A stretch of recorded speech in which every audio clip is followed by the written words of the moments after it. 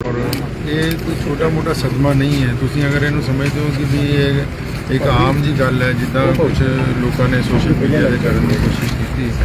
मैं दसना चाहना कि ये जिहड़ा दुख है मूसेवाले का जिहड़ा कतल है ये पूरी विश्व च वसदे पंजाबी भाईचारे के दिलों इन्हें एक बारी झंझोड़ के रख दिता। ये कला भारतीय पंजाब की गल नहीं है, पूरी दुनिया च जिथे जिथे पंजाबी वसदे हैं और पंजाबियों के नाल जिहड़े होर मूसेवाले नूं प्यार करने वाले ने उन्हां दा दिल जिहड़ा है वो बुरी तरह गमज़दा है। लखां अखां इत्थे अगर रोईयां तो मैं समझदा कि शायद पंजाब का कोई घर ऐसा नहीं होएगा कि जिथे घर दे विच मैं अपने घर की ही गल दसना चाहुंदा कि अक्सर कल भी मैं मेरे अजीज मुस्तकीम भाई आए तो मैं उन्होंने कहा वापस कर दी जाती है सिद्धू मूसे दे नाल ही और उस तो बाद कल बहाल कर दी जाती है। तुहानूं लगदा कि सरकार उदों ही जागदी है जो कोई हादसा वापस। सुरक्षा बारे तो मैं सिर्फ इन्ना कहना चाहुंदा कि मैं बचपन तो मेरे फादर साहब भी शाही इमाम रहे, मेरे दादा भी, असी इस छतरी नूं बचपन तो देख रहे हैं और अक्सर ये हुंदा है कि कदी घटा दी जाती, कदी वधा दी जाती, कदी सरकार आंदियां अपने अपने हिसाब नाल काम करदियां, लेकिन अज तक कदी ये नहीं होया सी कि इहदा जिक्र कदी अखबार दे विच आया हो। मैं हिमाचल दे विच एक धार्मिक समागम दे विच सीगा जदों PTC ते न्यूज़ आउण लग पई भी अकाल तख्त दे जत्थेदार दी सुरक्षा घटाती जी, इन्हां दी भी घटाती, सारियां दा बंदियां दा कल्ले कल्ले दा फ्लैश होया। ते मैं भगवंत मान जी नूं कहना चाहुंदा कि ये बहुत वड्डी एक खामी है ਜਿਹੜੇ भी ऑफिशियल्स ने। अगर सिद्धू मूसेवाले ਦਾ ਜਿਹੜਾ भी बंदा कातल है ਅਸੀਂ ਤਾਂ ਤੁਹਾਡੇ ਤੋਂ ਇਹ ਮੰਗ ਕਰਦੇ ਹਾਂ ਕਿ ਵੀ ਤੁਸੀਂ ਉਹਦੇ ਲਈ ਫਾਂਸੀ ਦੀ ਸਜ਼ਾ ਤਜਵੀਜ਼ ਕਰੋ। ਫਾਸਟ ਟਰੈਕ ਅਦਾਲਤ 'ਚ ਮੁਕੱਦਮਾ ਚੱਲਣਾ ਚਾਹੀਦਾ ਔਰ ਅਦਾਲਤ ਜਿਹੜੀ ਹੈ ਸਬੂਤਾਂ ਦੇ ਆਧਾਰ ਦੇ ਉੱਤੇ ਫਾਂਸੀ ਦੀ ਸਜ਼ਾ ਦੇ। ਉਹਦੇ ਨਾਲ ਉਹ ਕਿਹੜੇ ਅਫਸਰਾਂ ਨੇ ਜਿਨ੍ਹਾਂ ਨੇ ਇਹਨੂੰ ਵੀ ਚੱਕ ਕੇ ਸੋਸ਼ਲ ਮੀਡੀਆ 'ਤੇ ਪਾਤਾ। ਤੁਸੀਂ ਕਹਿ ਰਹੇ ਹੋ ਕਿ ਜੀ ਫਲਾਣੇ ਬੰਦੇ ਦੀ ਸੁਰੱਖਿਆ 'ਚ ਕਟੌਤੀ ਕਰਤੀ, ਕੀ ਫਿਰ ਉਹਦੇ ਦੁਸ਼ਮਣਾਂ ਨੂੰ ਗ੍ਰੀਨ ਸਿਗਨਲ ਦੇ ਰਹੇ ਆਪਾਂ कि जी असी बंदे हटाते हैं भी हुण आज़ाद है जो मर्जी कर लो मैदान खाली। बहुत ही मदभागी गल है। ऐसी घटना नूं मैं समझदा सरकार नूं उच्च पद्धरी जांच भी करनी चाहिए है और जिहड़े बनदे इहदे विच कसूरवार ने उन्हां दे उत्ते भी मुकदमा जिहड़ा दर्ज होना चाहिए। डॉक्यूमेंट रिलीज होया इन्हूं किते ना किते अणगहली समझदे हो जिसके कारण सिद्धू मूसेवाले दी कल्ली अणगहली नहीं है जी, बहुत बड़ा गुनाह है। अणगहली तो होंदी ना जिहड़ी छोटी मोटी कोई गल हो जाए, ये कल्ली अणगहली थोड़ी है, ये तो बहुत बड़ा गुनाह है। देखो एक ऐसा बंदा असी अपने तो खोता ये घाटा पूरा हो जाएगा जी। इमारतां दोबारा बन सकदियां, इंसान दोबारा नहीं बनते होंगे, एक बार ही आते होंगे। ये घाटा पूरा नहीं होने वाला है। तो मैं कहना तुसीं इहनूं कहना अणगहली, मैं इहनूं कहना भी ये जुर्म है, ये गुनाह है। अज तक मैं तो कदी नहीं सुनिया। मैं बचपन तो देखता आ रहा, बहुत बारी सरकारां आईयां किसी दे घटाते वधाते हटाते।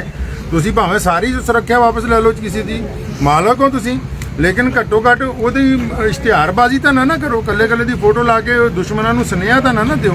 ਇਹ ਗੱਲ ਬੜੀ ਮਦਭਾਗੀ ਹੈ। ਸਰਕਾਰ ਨੂੰ ਚਾਹੀਦਾ, ਮੈਂ ਭਗਵੰਤ ਮਾਨ ਜੀ ਹੋਰਾਂ ਨੂੰ ਕਹਿਣਾ ਚਾਹੁੰਦਾ ਵੀ ਤਾਕਤ ਦਾ ਜਿਹੜਾ ਮਿਆਰ ਹੈ और ताकत का जो मुख केंद्र है ना वो कला मुख मंत्री होना चाहिए, ये अलावा कोई होर नहीं होना चाहिए। इस गल समझ लैन चंगी तरह।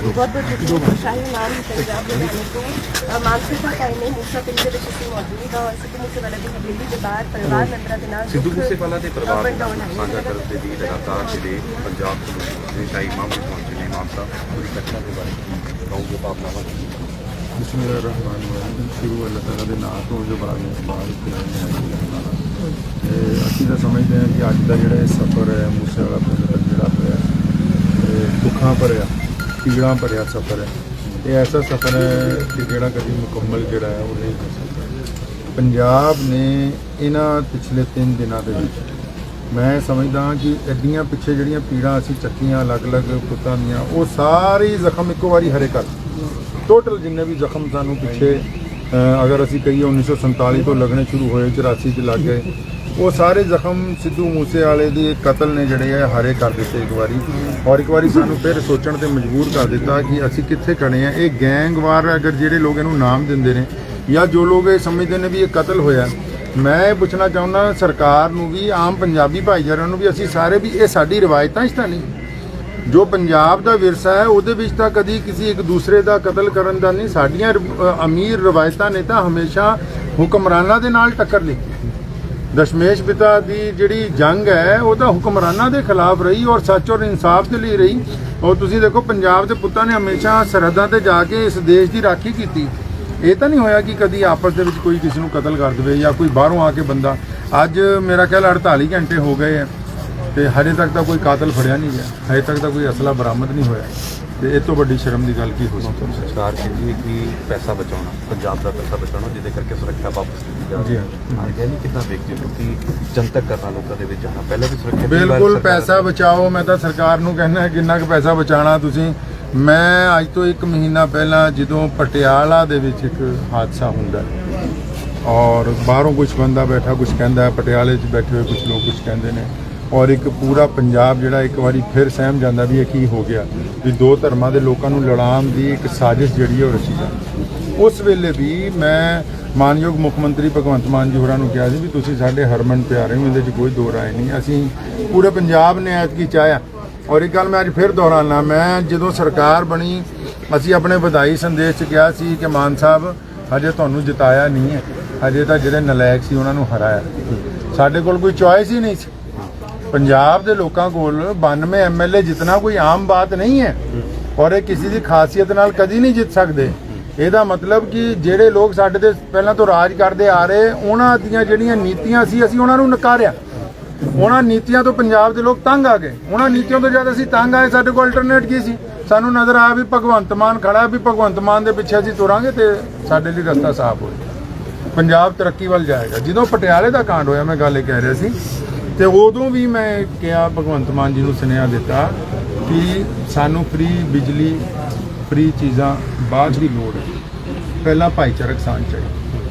ਸਾਨੂੰ ਮੁਫਤ ਚੀਜ਼ਾਂ ਬਾਅਦ ਚੋਂ ਬਣ ਜਾਣਗੀਆਂ, ਪਹਿਲਾਂ ਪੰਜਾਬ 'ਚ ਅਮਨ ਕਾਨੂੰਨ ਦੀ ਵਿਵਸਥਾ ਜਿਹੜੀ ਹੈ ਉਹ ਦਰੁਸਤ ਹੋਣੀ ਚਾਹੀਦੀ। ਔਰ ਜਦ ਤੱਕ ਤੁਸੀਂ ਅਮਨ ਕਾਨੂੰਨ ਦੀ ਵਿਵਸਥਾ ਲਾਗੂ ਕਰਨ ਵਾਲੇ ਅਦਾਰੇ, ਚਾਹੇ ਉਹ ਏਜੰਸੀਆਂ ਹੋਣ, ਚਾਹੇ ਉਹ ਪੰਜਾਬ ਪੁਲਿਸ ਹੋਣ, ਜਿਹੜੇ ਵੀ ਅਦਾਰੇ ਜਿਨ੍ਹਾਂ ਵੀ ਲੋਕਾਂ ਨੂੰ ਇਹ ਜ਼ਿੰਮਾ ਦਿੱਤਾ ਗਿਆ ਕਿ ਪੰਜਾਬ 'ਚ ਅਮਨ ਕਾਨੂੰਨ ਦੀ ਵਿਵਸਥਾ ਨੂੰ ਦਰੁਸਤ ਰੱਖਣਾ, ਉਹਨਾਂ ਨੂੰ ਅਗਰ ਤੁਸੀਂ ਜਵਾਬਦੇਹੀ ਨਹੀਂ ਬਣਾਓਗੇ ਤੇ ਫਿਰ ਇਹ ਕਿੱਦਾਂ ਮਸਲਾ ਹੱਲ ਹੋਏਗਾ? ਸਿੱਧੂ ਮੂਸੇਵਾਲੇ ਦੇ ਕਤਲ ਨੂੰ 48 ਘੰਟੇ ਤੋਂ ਉੱਤੇ ਹੋ ਗਏ, ਅਜੇ ਤੱਕ ਤਾਂ ਕੋਈ ਕਾਤਲ ਆਪਣੇ ਹੱਥ ਸਵਾਲ ਨਹੀਂ ਮੇਰਾ ਆਇਆ। ਹੀ ਸੀ ਕਿ ਹਾਂ ਸਾਹਿਬ ਲੱਗਦਾ ਹੈ ਕਿ ਸਰਕਾਰ ਸੀਰੀਅਸ ਇਸ ਚੀਜ਼ ਨੂੰ ਲੈ ਕੇ ਕਿਉਂਕਿ ਲਗਾਤਾਰ ਘਟਨਾ ਹੋ ਰਹੀ ਹੈ। ਸੁਨੀਲ ਨਗਰ ਦੀ ਗੱਲ ਕਰ ਜੀ ਹਾਂ। ਉਸ ਤੋਂ ਬਾਅਦ ਇਹ ਘਟਨਾ ਦੀ ਗੱਲ ਕਰਨਾ, ਪਟਿਆਲਾ ਘਟਨਾ ਦੀ ਗੱਲ ਕਰਨਾ, ਲੱਗਦਾ ਹੈ ਕਿ ਪੰਜਾਬ ਦੇ ਵਿੱਚ ਸਰਕਾਰ ਸੀਰੀਅਸ ਹੈ ਇਹਨਾਂ ਸਾਰੇ ਮਸਲਿਆਂ ਨੂੰ ਲੈ ਕੇ। ਮੈਂ ਇਹ ਕਹਿਣਾ ਚਾਹੁੰਦਾ ਸਰਕਾਰ ਨਵੀਂ ਹੈ, ਅਸੀਂ ਬਾਰ-ਬਾਰ ਇੱਕ ਗੱਲ ਕਹੀ, ਹਜੇ ਵੀ ਅਸੀਂ ਦੁਬਾਰਾ ਕਹਿੰਦੇ ਵੀ ਸਰਕਾਰ ਨੂੰ ਹਜੇ ਬਣੇ 2 ਮਹੀਨੇ ਹੋਏ ਆ, ਤੁਹਾਨੂੰ ਕੰਮ ਕਰਨ ਦਾ ਤਾਂ ਪੰਜਾਬੀਆਂ ਨੇ ਖੁੱਲ੍ਹਾ ਮੌਕਾ ਦਿੱਤਾ, ਲੇਕਿਨ ਅਸੀਂ ਕੰਮ ਦੇ ਨਾਲ ਇਹ ਚਾਹੁੰਦੇ ਹਾਂ ਕਿ ਸਭ ਤੋਂ ਪਹਿਲਾਂ ਪੰਜਾਬ ਦੀ ਸੁਰੱਖਿਆ ਕੀਤੀ ਜਾਵੇ। ਤੁਸੀਂ ਚਾਹੇ ਸਾਰੇ VIP ਕੋਲੋਂ ਗਨਮੈਨ ਲੈ ਕੇ ਸੁਰੱਖਿਆ ਦੇ ਉੱਤੇ ਲਾ ਦਿਓ, ਜਦ ਪੂਰਾ ਪੰਜਾਬ ਸੁਰੱਖਿਅਤ ਹੋ ਗਿਆ ਫਿਰ ਤੁਸੀਂ ਸਾਰੇ ਹੀ ਸੁਰੱਖਿਅਤ ਹਾਂ। ਅੱਜ ਸਵੇਰੇ ਇੱਕ ਬੱਸ ਲੁੱਟੀ ਗਈ ਲਾਡੋਵਾਲ ਦੇ ਕੋਲ, ਮੈਂ ਹੁਣੀ ਰਸਤੇ 'ਚ ਖਬਰ ਸੁਣ ਰਿਹਾ ਸੀਗਾ।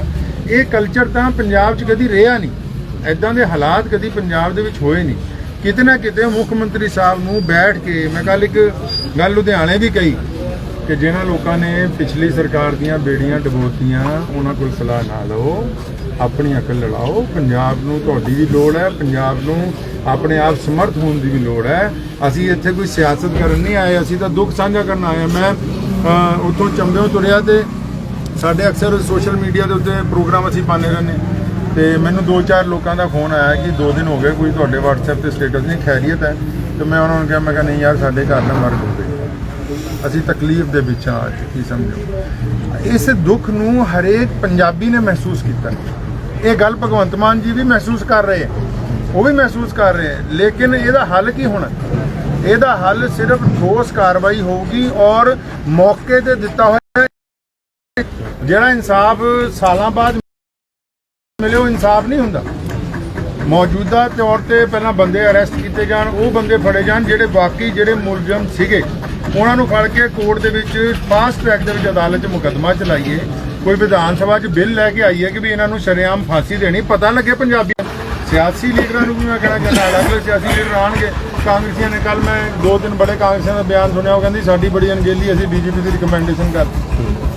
ਪਹਿਲੇ ਹੁਕਮਰਾਨ ਹੋਣ ਜਾਂ ਮੌਜੂਦਾ ਹੋਣ, ਤੁਹਾਡੀਆਂ ਅਣਗਹਿਲੀਆਂ ਕਰਕੇ ਤਾਂ ਅੱਜ ਇਸ ਕੋਠੀ ਦੇ ਬਾਹਰ ਜਿੱਥੇ ਕੱਲ ਤੱਕ ਵਿਆਹ ਦੇ ਬੈਂਡ ਬਾਜੇ ਵੱਜਣੇ ਸੀਗੇ, ਜਿੱਥੇ ਕੱਲ ਤੱਕ ਲੋਕਾਂ ਨੇ ਆ ਕੇ ਲਾਗ ਲਾਣੀ ਸੀਗੀ, ਜਿੱਥੇ ਲੋਕਾਂ ਨੇ ਆ ਕੇ ਸ਼ਗਨ ਦੇਣੇ ਸੀਗੇ, ਅੱਜ ਉੱਥੇ ਲੋਕ ਦਰੀਆਂ ਵਿਛਾ ਕੇ ਅਫਸੋਸ ਕਰਨ ਲਈ ਬੈਠੇ ਹੋਏ ਨੇ। ਇਹ ਲੀਡਰਾਂ ਦੀ ਤਾਂ ਅਣਗਹਿਲੀ ਹੈ ਨਾ ਜੀ। ਸਿਆਸਤਦਾਨਾਂ ਨੂੰ ਅਸੀਂ ਰੁਖ ਦਿੱਤਾ, ਉਹਨਾਂ ਨੂੰ ਅਸੀਂ ਵੋਟ ਪਾ ਕੇ ਇਖਤਿਆਰ ਦਿੱਤਾ ਕਿ ਤੁਸੀਂ ਪੰਜਾਬ ਨੂੰ ਕਿਸੇ ਪਾਸੇ ਤੈਅ ਕਰੋ ਕਿੱਧਰ ਨੂੰ ਜਾਣਾ, ਅਸੀਂ ਤੁਹਾਡੇ ਪਿੱਛੇ ਤੁਰਨ ਲਈ ਤਿਆਰ ਹਾਂ।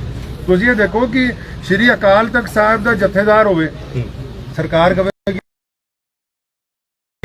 ਮੈਂ ਜਦੋਂ ਇਹ ਖਬਰ ਸੁਣੀ, ਹਾਲਾਂਕਿ ਮੈਨੂੰ ਆਪਣਾ ਤਾਂ ਨਹੀਂ ਪਤਾ ਸੀ ਉਦੋਂ, ਤੇ ਮੈਂ ਆਪਣੇ ਸਾਥੀਆਂ ਨੂੰ ਕਿਹਾ, ਮੈਂ ਕਿਹਾ ਜਿਸ ਵੀ ਬੰਦੇ ਨੇ ਇਹ ਕੰਮ ਕੀਤਾ ਜਾਂ ਸਰਕਾਰ ਨੂੰ ਸਲਾਹ ਦਿੱਤੀ ਵੀ ਨਿਹਾਇਤ ਬੇਵਕੂਫ ਆਦਮੀ ਹੈ। ਸੁਰੱਖਿਆ ਕਿਹਨੂੰ ਦਿੱਤੀ ਜਾਂਦੀ? ਸੁਰੱਖਿਆ ਬੰਦੇ ਨੂੰ ਨਹੀਂ ਦਿੱਤੀ ਜਾਂਦੀ ਸੁਰੱਖਿਆ ਉਹਦੀ ਮਤਲਬ ਇਹ ਕਿ ਜਿਹੜੀ ਪੋਸਟ ਹੈ ਉਹ ਰਿਸਪੈਕਟੇਬਲ ਹੈ ਉਸ ਪੋਸਟ ਨੂੰ ਜ਼ਰੂਰਤ ਹੈ ਤਾਂ ਮੈਂ ਇਹ ਜਿਹੜੇ ਲੋਕੀ ਤਾਨੇ ਮਾਰਦੇ ਕਿ ਮਾਤਾ ਜੀ ਨੂੰ ਮੈਂ ਤਾਂ ਕਹਿੰਦਾ ਜਿੰਨੇ ਮੁੱਖ ਮੰਤਰੀ ਦੇ ਨਾਲ ਨੇ ਉਹਨਾਂ ਨੂੰ ਜ਼ਰੂਰਤ ਹੈ ਕਿਉਂਕਿ ਉਹਨਾਂ ਅਸੀਂ ਫਰਮਾਇਆ ਹੀ ਉਹਨਾਂ ਦੇ ਹੱਥ ਫੜਾਤਾ ਚਾਬੀ ਫੜਾਤੀ ਇਹ ਵੀ ਤਾਂ ਸੋਚਣਾ ਵੀ ਜਿਹੜੇ ਬੰਦੇ ਨੂੰ ਅਕਾਲ ਤਖਤ ਦਾ ਮੁਖੀ ਬਣਾਇਆ ਗਿਆ ਤੁਸੀਂ ਅਕਾਲ ਤਖਤ ਦੇ ਮੁਖੀ ਦੀ ਇੱਕ ਪਰਸਨ ਨੂੰ ਨਹੀਂ ਸੁਰੱਖਿਆ ਦੇਣ ਲਈ ਜਾ ਰਹੇ ਤੁਸੀਂ ਇੱਕ ਜਥੇਦਾਰ ਦੀ ਪੋਸਟ ਨੂੰ ਸੁਰੱਖਿਆ ਦੇਣ ਲਈ ਜਾ ਰਹੇ ਆਮ ਅਫਸਰ ਨਹੀਂ ਤੈਅ ਕਰ ਸਕਦਾ ਕਿ ਕਿਹੜਾ ਬੰਦਾ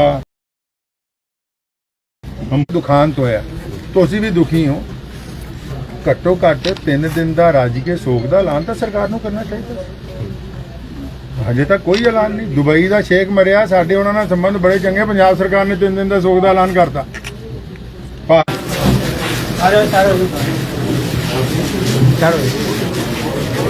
ਦੇਖੇ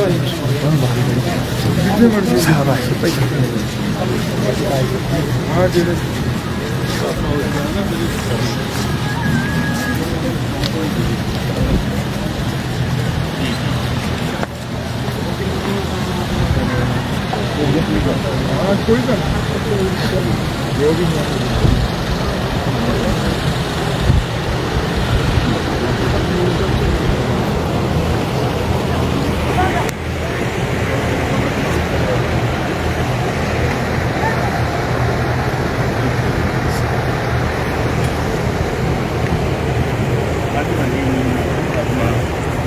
ਕਾਰੋ ਰਾਸਨ ਤੋਂ ਨਾਲ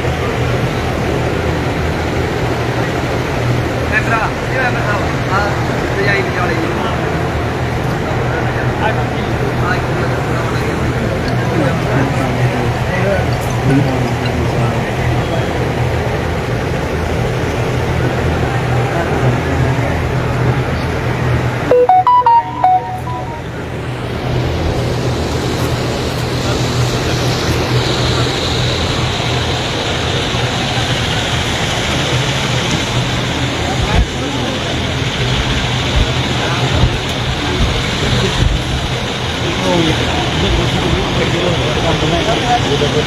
गया